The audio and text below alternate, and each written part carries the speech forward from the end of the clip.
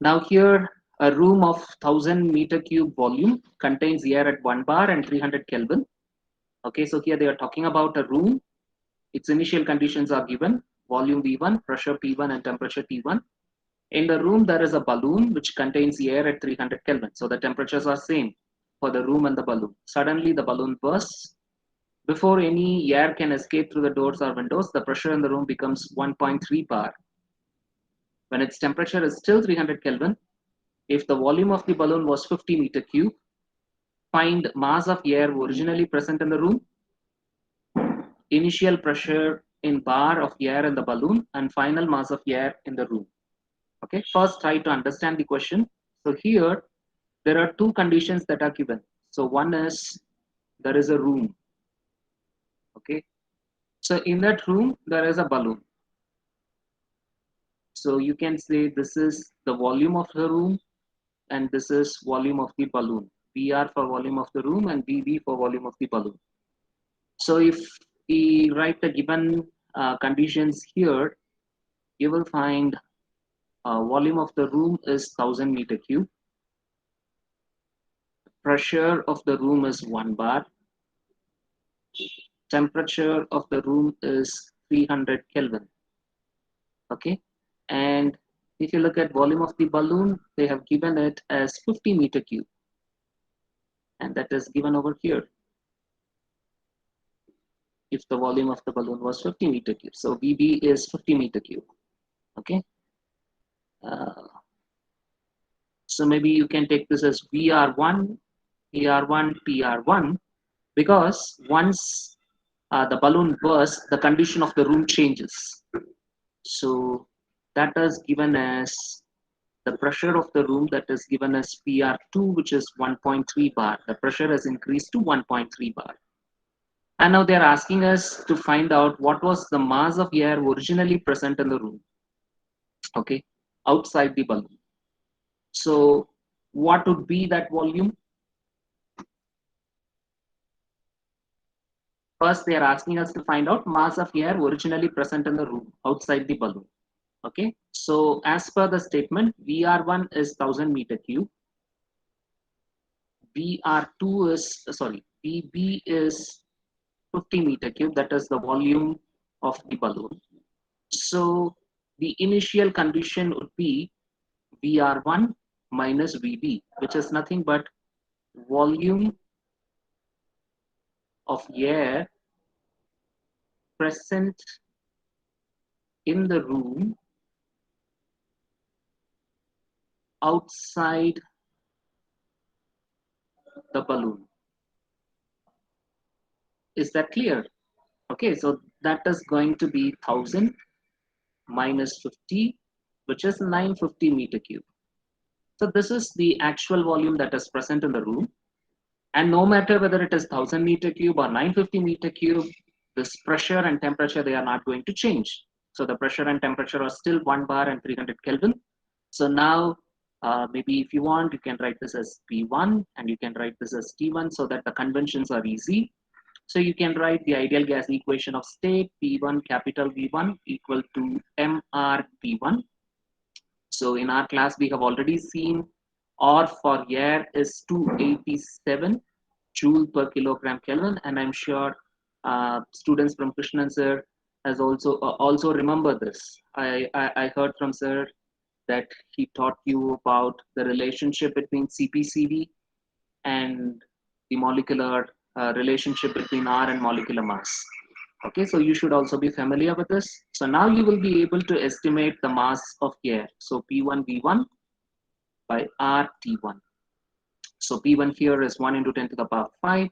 Volume is 950 because we are talking about mass of air originally in the room.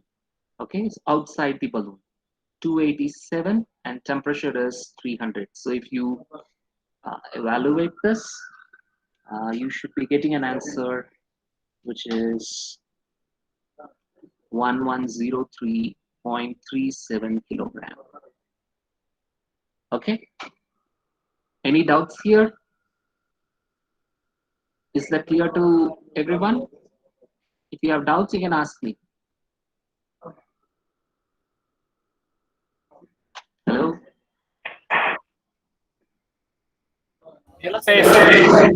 Okay.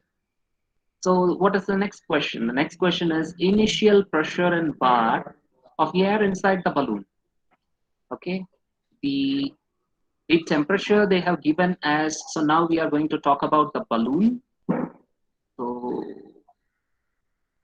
I don't think I have space in the next slide. So let me write here in a different color. Say subdivision B. They're asking about initial pressure in bar of air in the balloon. We know volume of the balloon is 50 meter cube. They have given the temperature is 300 Kelvin. So the temperature inside the balloon is also 300 Kelvin. Okay. And to find out the pressure of the balloon,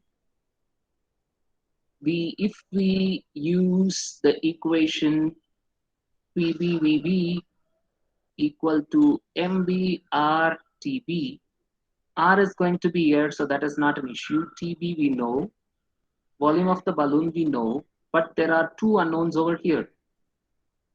We don't know mass of air inside the balloon. We only know mass of air originally present in the room. Okay, but we don't know the mass of air inside the balloon. So without finding out the value of this mass of air inside the balloon, we will not be able to solve this problem. Okay, so we have to first solve subdivision C and then come back over here. So the subdivision C talks about final mass of air in the room. We know final pressure, which is 1.3 bar. And this is a room. The size of the room is not going to change. So the volume remains the same. Okay. So V2 is 1000 meter cube. The temperature, it doesn't change. It is still 300 Kelvin. The pressure, it changes to 1.3 bar. Okay. And so now you will be able to find out the final mass of air in the room. P2 V2 by RT2. We know all these values. So P2 is 1.3 into 10 to the power 5 into 1000 divided by 287 multiplied by 300. And this mass is 1509.9 kilogram. So in the previous class நம்ம 915 எடுத்தோம் ஏன்னா பலூனுக்குள்ள இருந்த ஏரோட வால்யூமை subtract பண்ணிருந்தோம் because the balloon is having some volume. Now the volume of the balloon becomes 0, so that volume gets added back, and so we take the volume of air in the room once again as 1000 meter cube. Okay, so here the mass is 1509.9. But now you can see the difference. When it was M1, initially M1 it was 1103.37, M2 is 1509.9. So this difference shows the amount of air that is already present inside the balloon. Okay, so mass of air in the balloon or inside the balloon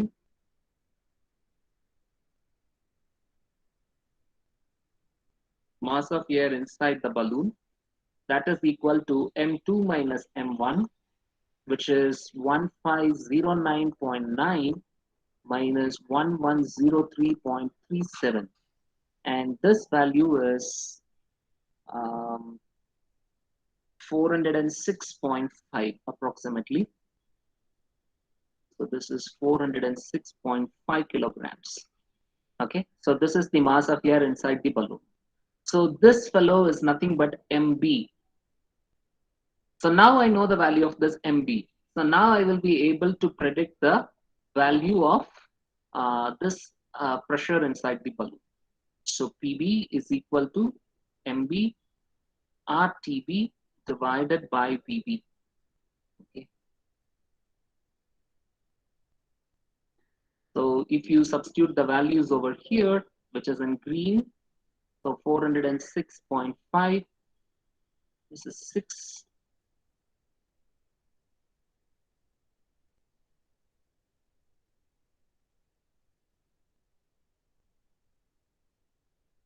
406.5 multiplied by 287 multiplied by 300, and this is volume of the balloon, so divided by 50. So this pressure happens to be 7 bar. You can check that. You can check the calculation. Okay, so this is 7 bar. So this is the pressure of air inside the balloon, initial pressure of air inside the balloon, and they have specifically asked in bar. So 1 into 10 to the power 5, that is bar. Okay. So this is the solution that we have, which we saw right now.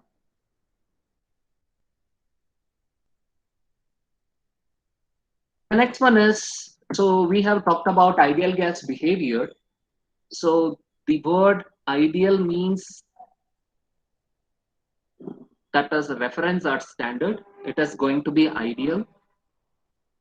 The one that we look at as a model or reference. So deviation from the ideal gas behavior, or people say a real gas. A real gas doesn't obey the ideal gas equation of state at higher pressures. Okay. So here you can see at low density gases, the average distance between molecules is so large so that the particles will be independent of one another. Okay, now what we will look at is this equation is for the van der Waals equation of state, P plus A by V bar squared into V bar minus B equal to RU into T. Okay, so if you look at ideal gas equation of state was simply PV into RT. Okay, and if I have to represent it in molar volume, then we write it as PV bar equal to RU into T, where V bar is the molar volume and RU is the universal gas constant. Here V is the specific volume and R is the characteristic gas constant or the specific gas constant. Okay, so this is for the ideal gas equation of state. IOS, ideal gas equation of state. Sorry, IEOS. E is for equation of state, so we usually write it as ideal gas equation of state. Now what we are looking at is van der Waals equation of state. So in van der Waals equation of state, we are considering two things. You can look at two constants. One is called A and the other one is called B. And they are representing two things. One is the attraction between the molecules, mutual attraction between the molecules, which we call as the attraction or repulsion. Okay, both. So that is attributed by the first constant A, and A by V bar squared, we call it as, they have given a name for it and they call it as force of cohesion. Similarly, this volume B, not volume, this constant B, that is to account for the volume of the molecules known as co-volume. Okay.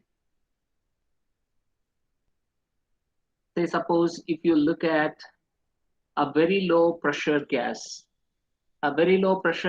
which gas will be at a very low pressure? The one which is not compressed. If it is compressed, then you will have high pressure, which means, so in a state of compression, the molecules will be very close to each other. So when I say a low pressure gas, it is not in a compressed state, it is an expanded state. An expansion process has taken place, and now the molecules are separated from each other. Say suppose one molecule is over here and there is another molecule over here. Okay, so in ideal gas equation of state, this ideal gas equation of state is generally used or when the gas is at a very low pressure or when it is at a high temperature. At very low pressure, because they are in an expanded state, they are separated from each other. When I say high temperature, at a very high temperature also the gases expand and once again they are separated from each other for a longer distance. Okay, so because if one molecule is over here, the other molecule is over here, the intermolecular force of attraction or repulsion, that is going to be very, very small. And in such cases, we go for ideal gas equation of state. But now we are looking at situation where you have molecules very close to each other. Now the intermolecular force of attraction between these two, that cannot be neglected. That is going to be very strong. Okay, so van der Waals equation of state takes this intermolecular force of attraction or repulsion into account. And not only that, if you look at uh, these two molecules over here, say molecule 1 and molecule 2, the distance of separation, uh, the the distance between these two molecules, that is large when compared to the volume of the molecule itself. The distance between these two molecules is larger than the volume of the molecule itself. But in this case, they are very close to each other, which means the distance between the molecules is small. Sometimes it is very close that the distance between the molecule is very much negligible when compared to the volume of the molecule, which means I have to consider the volume of each molecule. Okay, so to consider the volume of the molecule, we take this constant B. So A is for intermolecular force of attraction or repulsion, B is for the volume of the molecules. And so A by V bar squared is called force of cohesion, B is called as co-volume. Okay, though they may not ask you this in a 2-mark question, what is A, what is B, this is something which you should know. Okay, but this equation is something which should be there in your memory. So P plus A by V bar squared into V bar minus B is equal to RU times T. Okay, so this is the general expression that they give for the van der Waals equation of state. So you should be familiar with this particular equation. In case if you are replacing this V bar, okay, then you have to check the units. V bar is in meter cube per kilomole. Okay, and if you are going to replace it with V, then you have to make sure that everywhere it is changed in terms of kilogram. Okay, and the problem here is the constants A and B. So you cannot change just like that. Okay, so the values of A and B should also be taken into account. So it is always better to write the equation in this particular form, in the molar form. P plus A by V bar squared into V bar minus B equal to RU times T. Okay, and opposite to ideal gas equation of state, your van der Waals equation of state is applicable at higher pressures. Okay, and even this van der Waals equation of state is not valid in all ranges of pressure and temperature. And if you go to the Google and surf the equation of state, there is something called a Redlich-Kwong equation of state, and there are a lot more. You can even have your own equation of state. Maybe Karthik and Ashwin, they are very good friends. They can create their own equation of state and call Karthik Ashwin equation of state, something like that. Okay, for a particular range of pressure and temperature. So this is something which you can do. Okay, so there are a lot of equation of states. As we have already seen, we say something as an equation of state when you are able to relate pressure, volume, and temperature with some functional relationship. Okay, so but in our course, we will be restricting ourselves to ideal gas equation of state and van der Waals equation of state, and we will have something on the compressibility chart. Okay, I'll introduce this and later on I'll give you the chart also. Today I'll just tell you what it is, problem solving. We will do it in the class so that we'll have the chart and I will be able to help you out to look the chart and then solve the problem. Okay, so we have something called a compressibility factor. You can look at this. Z is equal to PV by RT. So this is small v. So we know PV is equal to RT. So if PV by RT, if I take RT to the left hand side, then that is equated to this constant, and this constant is defined as Z here, and this Z is called as compressibility factor. Okay. So for an ideal gas, this Z is supposed to be 1, and any deviation from this value of 1 from unity, any deviation from unity is means that the gas is not an ideal gas. Okay, so at all temperatures Z tends to 1 when pressure tends to 0, which means when the pressure at very low pressures, this is what we have been telling from the beginning, at very low pressures, your gas can be idealized as an ideal gas equation, as something which behaves similar to an ideal gas. Okay, so here, when pressure tends to 0, your Z tends to 1. Don't apply that over here. Okay, don't say, sir, when pressure becomes 0, then Z is also becoming 0. No, no, no, we are not talking about that. We are talking about the level of the pressure. So when you reduce the pressure to 0, your gas behaves like an ideal gas. That is what we are trying to say. So don't literally take this and apply it in the equation.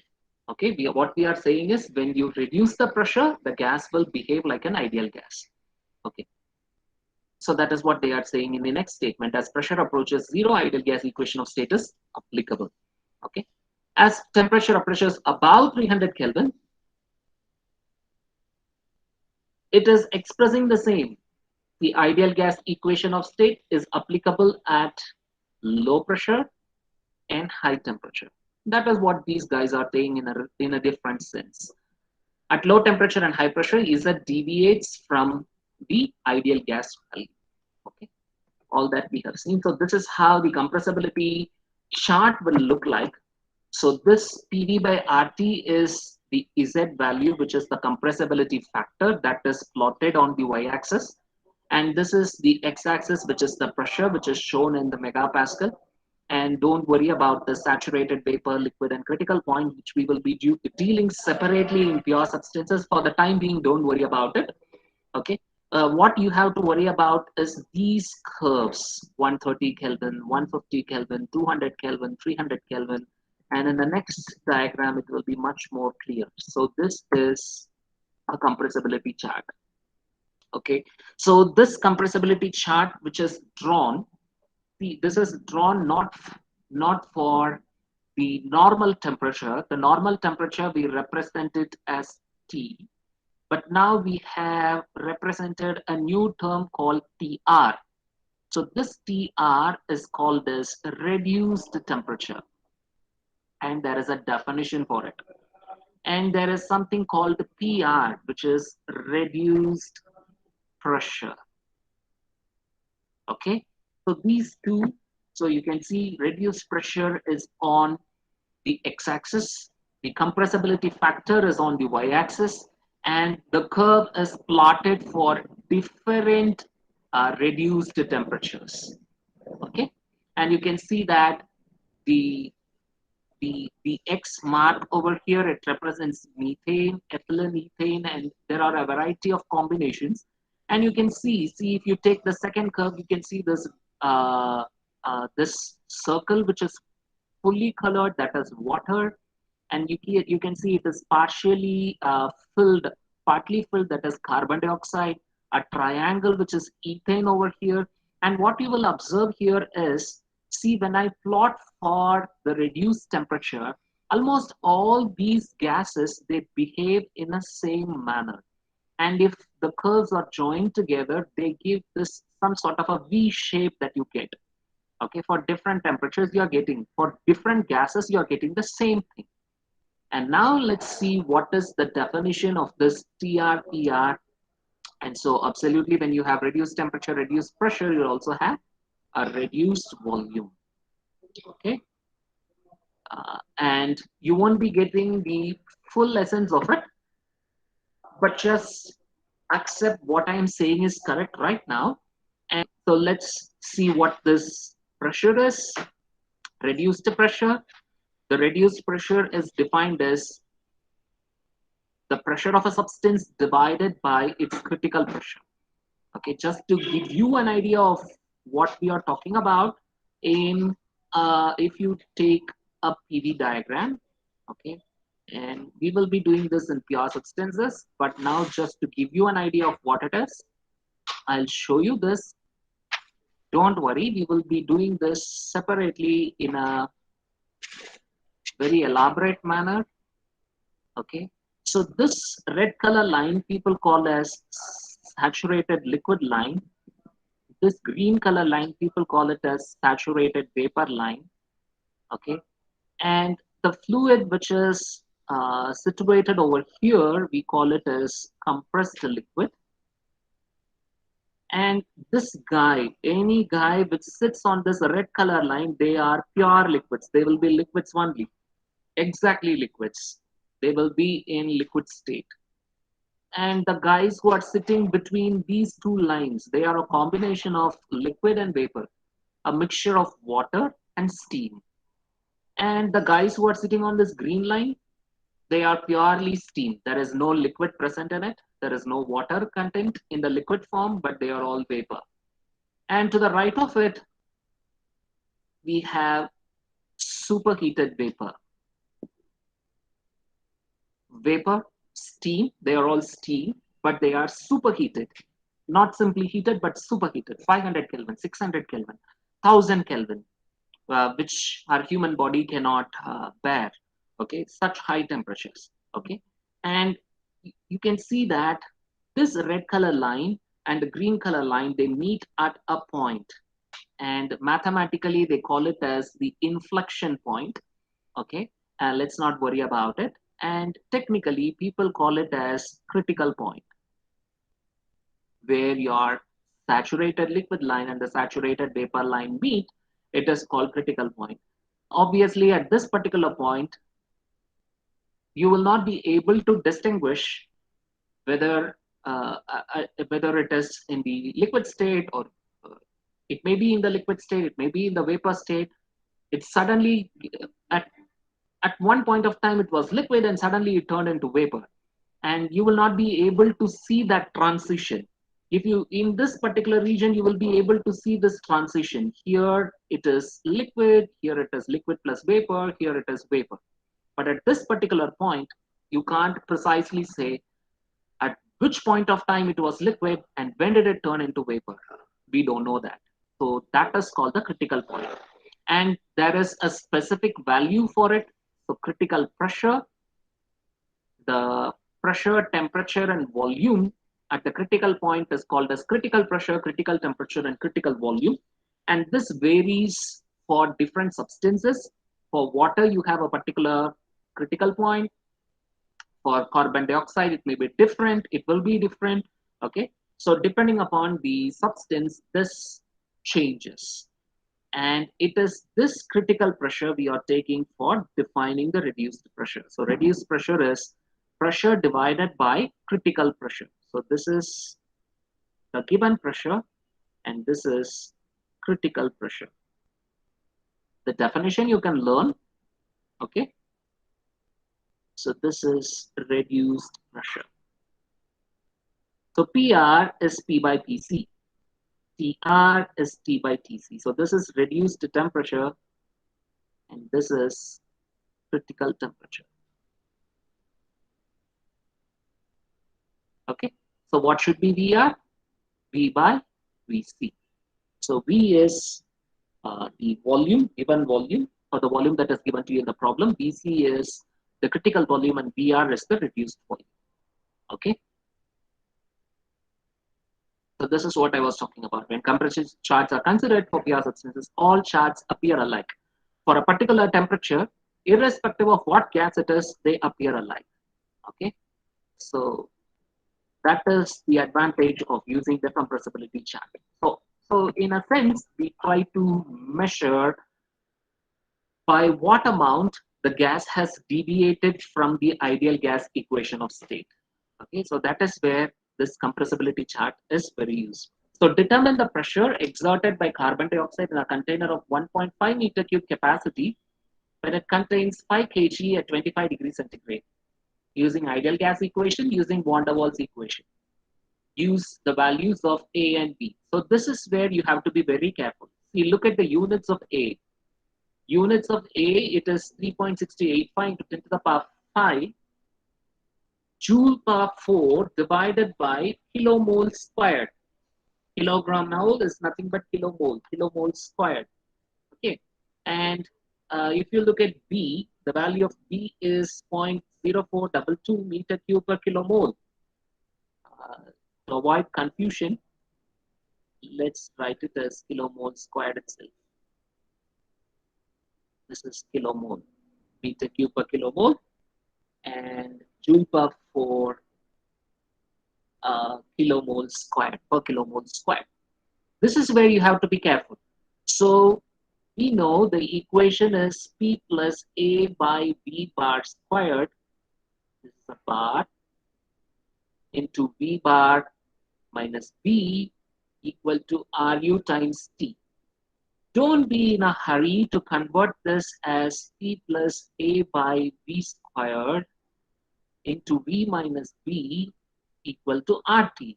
At the outset, when you just look at this equation, everything seems right because the equation is balanced. When you look at it in the just like that, when you look at this equation, it seems fine. Okay, here you have meter cube per kilogram, and here you have joule per kilogram. Everything is fine. But what about the unit of A? The unit of A is still joule per 4 per kilomole squared. Okay, so don't be in a hurry to convert this V bar to V so that everything is easy. Look at the units of A and B. They are different. They are in kilomole, which means we have to substitute this problem in molar volume only. Only then you will be able to get the correct answer. Okay. As the first subdivision is very easy. They want you to find pressure using ideal gas equation of state. So all of you guys should be able to do so. Just take your pen and pencil and see what answer you get for this. PV equal to RT, sorry, MRT. So here they have given you the pressure is what we need to find out. MRT divided by V. And the working fluid here is carbon dioxide. So don't be in a hurry to write R as 287. R is for carbon dioxide. So it is Ru divided by molecular mass of carbon dioxide. So 8314.4 divided by 44 and see what you get for R of carbon dioxide, joule per kilogram Kelvin. So that is R of carbon dioxide. Mass is given as 5 kilograms. Temperature is given as 27 degrees centigrade. 27 plus 273, that is 300. Don't substitute it in degrees centigrade. You have to substitute it in Kelvin. So that is 300 Kelvin. Volume is 1.5 meter cube. All the values are present. You will be able to get pressure directly. Here it is not an issue. So this guy is 5. And let's see what is the value of R. But if someone has solved it, you can let me know. If not, I have used the calculator. So 8314.4 divided by 44. So that is 188.96. So this guy here is 188.96 multiplied by temperature is 300 and volume is 1.5. So the pressure here is 188.95 kilopascal or 1.8895 bar. If you're getting a different answer, let me know. So this is for the ideal gas equation of state, very simple. And now we have to solve it for the van der Waals equation of state. So this is the equation, P plus A by V bar squared, V bar minus V, RU times T. And we need to find out the pressure. We know the value of, so we need to find out pressure. And what do we know? We know the value of A, we know the value of V, we know the value of RU, we know the value of T, and V bar is not known directly. How will you find V bar? Capital V divided by number of moles. So capital V is in meter cube, number of moles is in kilomole. Okay, so to get this V bar, we need to divide this by the number of moles, but we don't know the number of moles yet. What is given to us is the volume 1.5 meter cube. So how do we get the number of moles? So there is one more relationship between number of moles, mass and molecular mass. So number of moles is mass divided by molecular mass. Okay, so now the working substance is carbon dioxide. So we need to know the number of moles of carbon dioxide.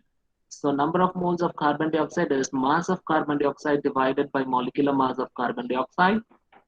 So if you want me to write number of moles N equal to mass, which is small n, divided by molecular mass, which is capital M. Okay, so mass of carbon dioxide here is given as 5 kilograms and the molecular mass is 44.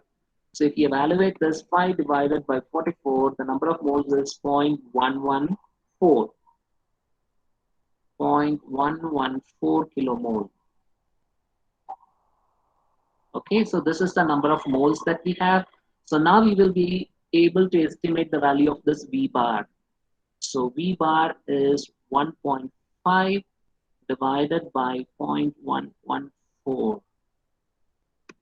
1.5, sorry, what was that? Yeah, 1.5 divided by 0.114. So that is 13.16. 13.16 meter cube per kilomole. Okay, now substitute that value over here. P plus 3.6285 into 10 to the power 5 divided by 13.16 the whole squared.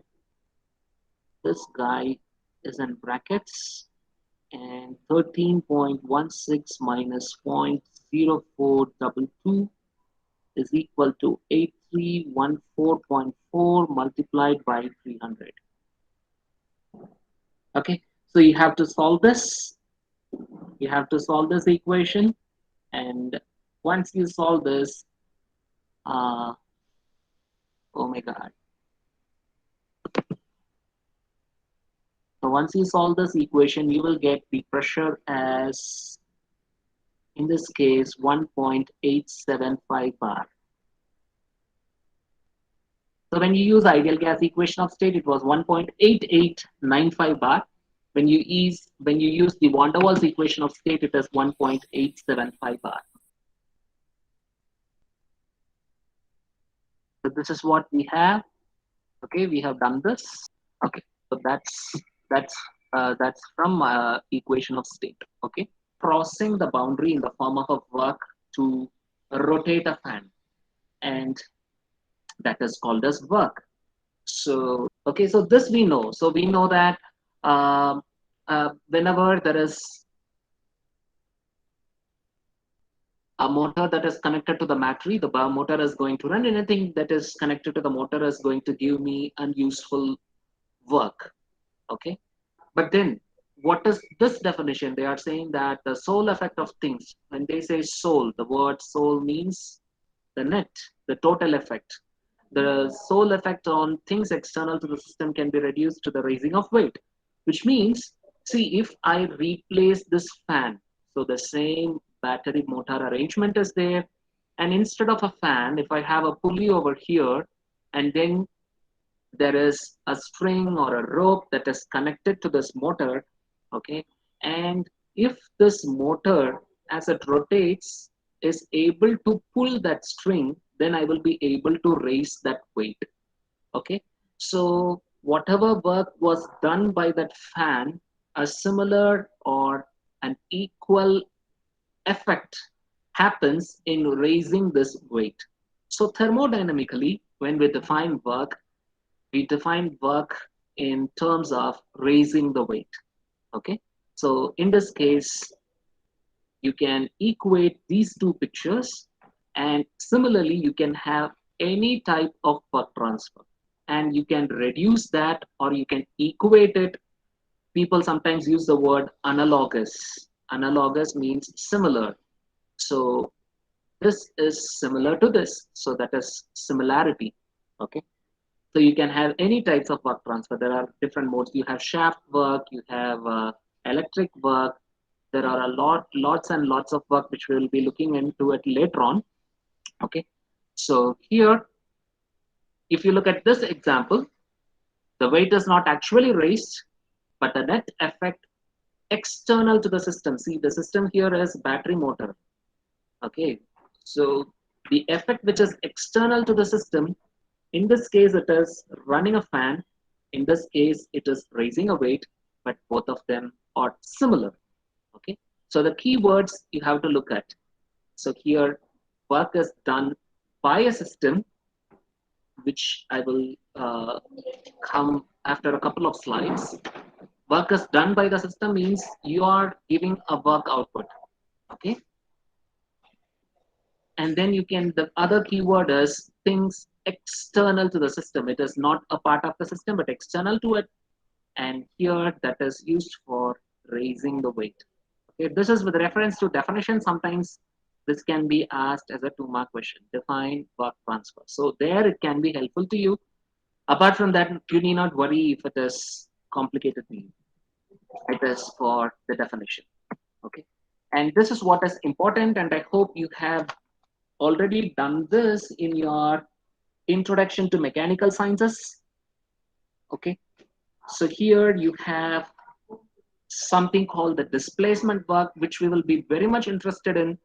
And this is the kind of work transfer that takes place in a closed system. The moment you look at the cylinder piston arrangement, then it is a closed system. So this is the case for work done in a closed system. Okay.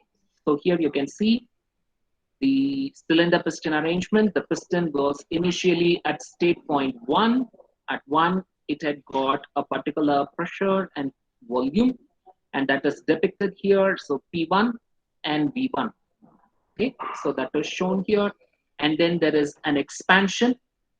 An expansion work has taken place, and your pressure decreased to P2 and your volume has increased. So you can see there is a fall in pressure P2 and there is an increase in volume V2. So this is an example of displacement work.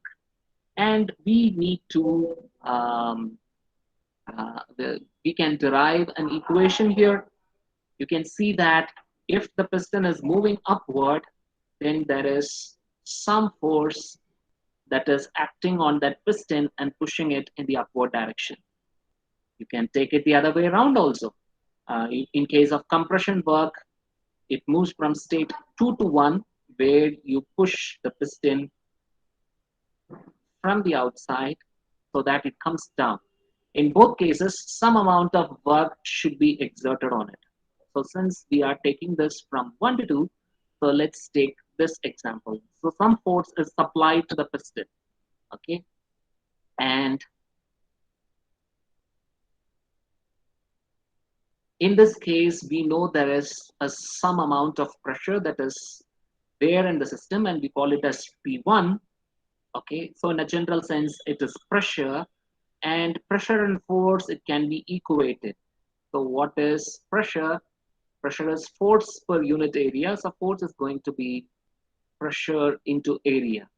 And that this is the pressure that is applied on the piston. And this area obviously is going to be the area of the piston. Okay, so we can say, so if it is, if in a general sense, if we are going to write it, we can say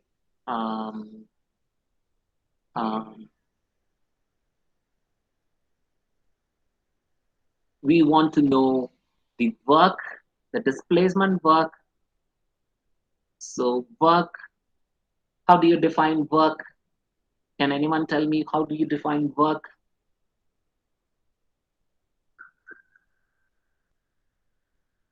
Force into distance. Force into distance. Very good. So that is going to be force into the displacement. Okay. So here the distance is going to be how much the piston has moved from here to here. So that is the distance. Okay. So if in a general sense, if I want to find out the, we use a word called infinitesimal, which means a very, very small amount of work, a very small amount of work. Infinitesimal means a very small amount of work, and we can call that as dW to generalize it. And the force is applied over here, and there is a change in the length, so we can call it as dl.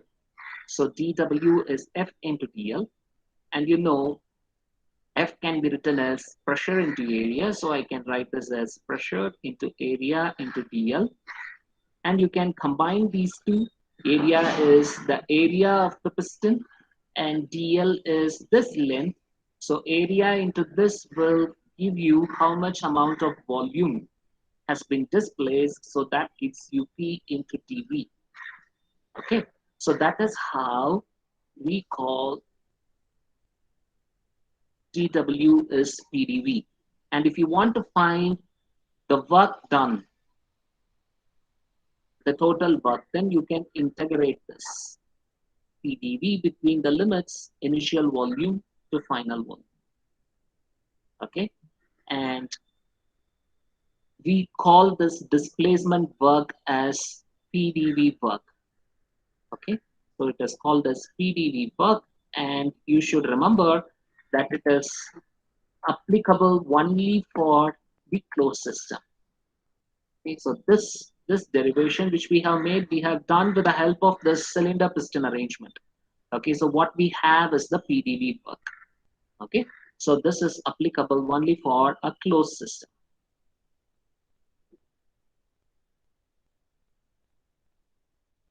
And we have already seen for the work transfer, area under the curve in a PV diagram gives you the work transfer. Okay, and we have also seen um, what is it? Uh,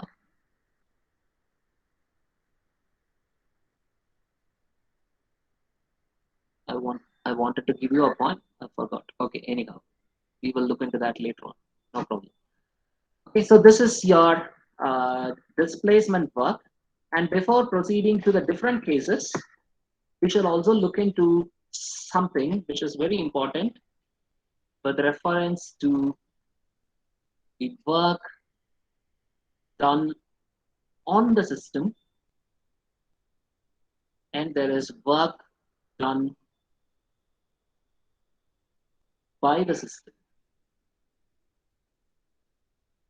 So when you say work done on the system, then that is called as work input.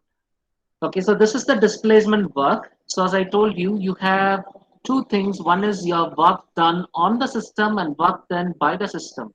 When you say work done on the system, it is called as work input. Okay, and work done by the system, we call it as work output. And we are always interested in this work output. So we always want this work output to be more, because we are happy to get as much amount of work which is being delivered by the machine. For example, if you are um, using a turbine is a work generating or a work delivering device. You get work output from the turbine. Okay, which means it is giving you, and that the shaft of the turbine to be can be connected to the shaft of a generator, and that will be able to generate electricity. Okay, so if the turbine gives you more work, you will be able to generate more electricity. So that will which means more money if you are generating electricity. So if your business is generating electricity, you will be able to get more money out of it. Okay, so we want to have more amount of work. Okay, if you look at work input, there are some devices which require work input. For example, compressor. A compressor, it is not a standalone device. It requires a motor. So one, it is connected with a motor. The shaft of the motor is connected to the shaft of a compressor. So if you need to run a compressor, you need to run a motor, which means you need electricity. So work input is required for running a motor, which is used for running a compressor. For a fan, you require work input. For running a pump, you require one work input. So these devices are called as work absorbing devices. And in those devices, work is done on the system. Okay, for those devices, you need to give work input. Work done by the system, these are devices which generate work. Work generating device and work absorbing device. And whenever work is done by the system, we represent it as positive. When work done by the system, we represent it in negative. So suppose you have a system and you are giving work input, then that is negative. If work is generated, but means work crosses the boundary, then that is positive. If you remember the first example that we saw, you can see that the work is crossing the boundary and the work is done. In these two cases, work is done on the system, where with the help of a motor, work input is given so that the fan rotates. Here also work input is given so that the weight is lifted. Okay. In case of this displacement work, you can see for the expansion process, work is done by the gas on the piston. So this is work generation. Okay, so this is work done by the system. In the previous case, work is done on the system. So for this particular criteria, you will have work transfer as positive. For the previous slide, work transfer is negative. Okay, so this is something which you should keep in mind. And I'll also give you the other part. If heat is entering into the system, so heat input, that is taken as positive, and heat is leaving the system, heat rejection, so that is taken as negative. So this sign convention is very, very important in thermodynamics. Okay, so especially when you solve problems in the first law problems apply to open system and closed system, this sign convention is very, very important. Okay, they will just give you the values. Work done on the system is 50 kilojoules. They'll simply say work done on the system is 50 kilojoules. So by reading that question, you should be able to write the answer as work done is equal to minus 50 kilojoules, because they have said work done on the system. Sometimes in the problems they say work done by the system is 100 kilojoules. So in that case, you should be able to write W equal to plus 100 kilojoules. Okay, so kindly note down this in your notebook. Okay, so this is very, very important. Work entering, which means work input is negative, work output is positive. Heat input, heat addition is positive, and heat leaving the system, heat rejection is negative. Very, very important sign convention, which we will be following in the first law of thermodynamics. Okay. So here we have PDV work for various processes. So now, okay, and now we will talk about the processes. Okay, so let's start with, so in the previous class, we have listed different types of processes. If it is not visible, one of you can let me know. If it is visible, no problem. Okay, so let's start with something called isochoric process. So isochoric process, I'm not sure if I will be able to change this.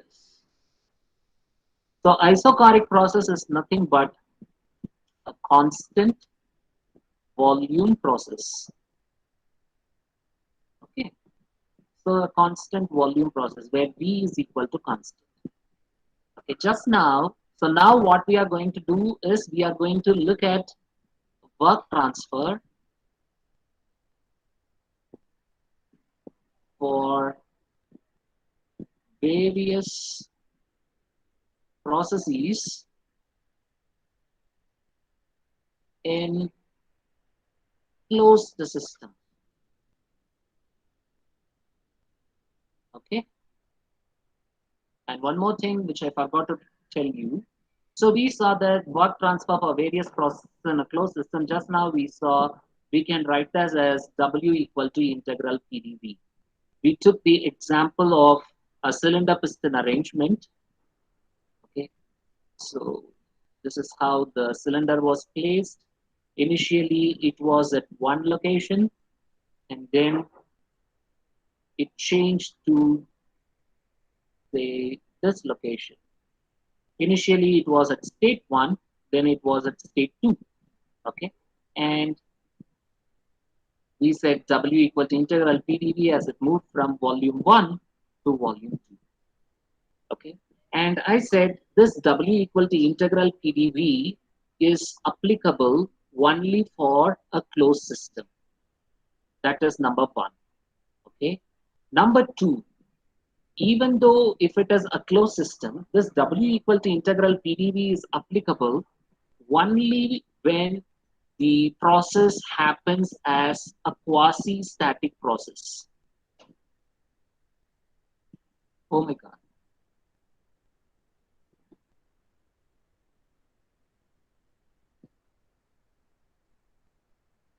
Only if it is a quasi-static process. Quasi-static process. Okay. So what is a quasi-static process? As the piston moves from 1 to 2 in all the intermediary states, equilibrium. What equilibrium? Thermodynamic equilibrium. So we have seen thermodynamic equilibrium comprises thermal equilibrium, mechanical equilibrium, phase, internal, and chemical. All these 5 equilibrium is attained as it moves from 1 to 2 in all the intermediary steps. Okay. So this integral PdV, W equal to integral PdV is applicable only for a closed system and only when the process, maybe it is an isochoric process or isobaric process, whatever process it is, it should be a quasi-static process, meaning equilibrium should have been attained in all the intermediary states as it moves from 1 to 2. Okay, is that clear? So now let's look at the isochoric process. So this is fundamental. So W equal to integral PdV is not applicable anywhere and everywhere. It is applicable only for a closed system, and it is applicable only when the process is quasi-static, meaning thermodynamic equilibrium is attained in each and every intermediary state. So now you should be able to understand that it is an ideal process, and what we are going to derive, all these are ideal situations. Okay, so W equal to integral PdV in case of a closed system. So isochoric process, which is a constant volume process, W equal to C. So W equal to integral PdV. So for a constant volume process, volume is constant. So what will be dV? Change in volume will be 0. Change in volume will be 0. So if dV is 0, automatically work then becomes 0. So there is no work done in case of an isochoric process. So now you will be able to understand. So for any work that is being done, there should be some change in volume in case of a closed system. If it is a closed system, and if you're talking about a displacement work where W equal to integral PdV is involved, only when there is a change in volume, then you can say that some work has been done. If there is no volume change, then there is no work done. Okay. So for a constant volume process, W is equal to 0.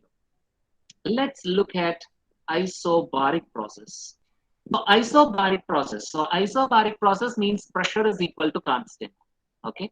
So for a constant pressure process, in a normal scenario, whenever we take an ideal situation, we go for ideal gas equation of state.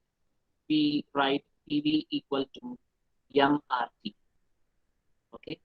So this is a closed system. In a closed system, mass is constant, right? In a closed system, there is no mass transfer, so mass is constant. R is already constant, so this guy, M and R are constants. So if you take T to the right hand side, PV by T equal to mR. Mass is already constant for a closed system. R is also a constant irrespective of whether it is an open system or a closed system. So this becomes a constant. This guy, because M and R are constants, automatically PV by T becomes constant. So we can simply write PV by T equal to constant. Okay. In a generic sense. So here now it is a constant constant pressure process. So we have to write W equal to integral PdV Okay. So what shall we do here? So we need to give a substitution for P. Okay. Uh, in this case, pressure is constant. So that is not an issue. So if pressure is constant, pressure can be taken outside the integral and you will simply have dV. Okay. And what is the volume change? It is from V1 to V2. So the limits is between V1 and V2. Okay. So can anyone tell me what is the differentiation of dV? Yeah, I mean, V you integrate dV. V Integral of dV is V, and the lower limit is V1, the upper limit is V2. So you simply write this as P times V2 minus V1. Is that clear, guys? So W for an isobaric process is P times V2 minus V1. Okay, is that clear? Yes, தமிழ்ல sir. ஏதாவது சொல்லுங்கடா. This is very, very important. It is based on this, we are going to solve problems in closed systems. Okay. So this is for an isobaric process. So pressure is constant, we are taking it outside the integral. Integrate dV, you get V. Apply the limits, you get P times V2 minus V1. Okay. So let me add one more page here so that we will look at another process, which is isothermal process. So here, temperature is equal to constant. So as I told you in the previous case, we can say PV by T equal to constant. I have shown you PV equal to MRT. These two guys are constant for a closed system. So we can say PV by T equal to constant. Now see, now additionally, this temperature guy, this guy, the temperature, it is also becoming constant. So you can take this guy to the right hand side and you can say PV is equal to constant. Now, if you simply look at this equation, PV equal to MRT, mass is constant, R is constant, temperature is constant, so PV is equal to constant. So a isothermal process is represented by the equation PV equal to constant. As I told you in the class, you can also write this in terms of specific volume, P small v equal to constant. This is also correct. Both are correct. In a natural sense or in a general sense, P capital V equal to constant. If you need to write it in specific volume, P small v is also equal to constant. That is also right. Okay. Now, if you want to find out the work done here, integral PdV. Okay. And now we need to substitute the value for P. Okay. So what we can do is PV is equal to constant as the equation for isothermal process. You can do it in so many ways, but this is one way which is given in the book and we can follow that. Because PV is equal to constant, we can say P1 V1 equal to P2 V2 equal to n number of things or simply PV. Okay. So for our condition, let's consider this P1 V1 equal to PV alone. Are you guys comfortable with this when I write PV is equal to P1 V1? Or is there any problem? Do you have any doubts as why we should write it like this? Because you have a constant, you can write this as P1 V1 equal to P2 V2. Because now we need to substitute for pressure P. Okay, so I can write P equal to P1 V1 by V. Okay, and I can substitute this over here. P1 V1 by V times dV. And what is the advantage of writing this P1 V1 is PV equal to constant, which means P1 V1 is also equal to constant. So P1 V1 is also equal to constant. So this guy, which is a constant, can be taken outside the integral. Okay, P1 V1 is a constant and that can be taken outside the integral, and so that is dV by V. Okay, so this can be written as, so don't forget to write the limits V1 V2. So what is integral of dV by V? Can anyone tell me? log V. Very good. So that is ln V, and between the limits V1 and V2, so P1 V1 times ln, the usual representation is ln V2 minus ln V1, but we can write that using the logarithmic rules. Ln A minus ln B can be written as ln of A by B. Okay, so similarly here we can write this as P1 V1 into ln of V2 by, sorry, this V2 by V1.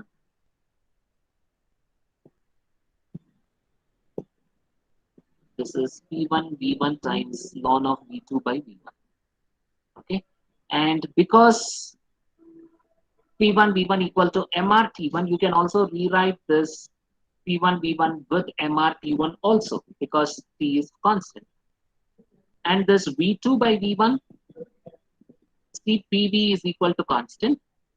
So I can write P1 V1 equal to P2 V2. So if you take V1 to the right hand side, you will have P1 by P2 is equal to V2 by V1.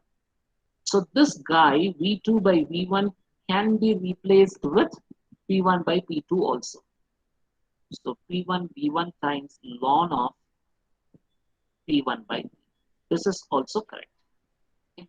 So this is the work transfer in case of isothermal.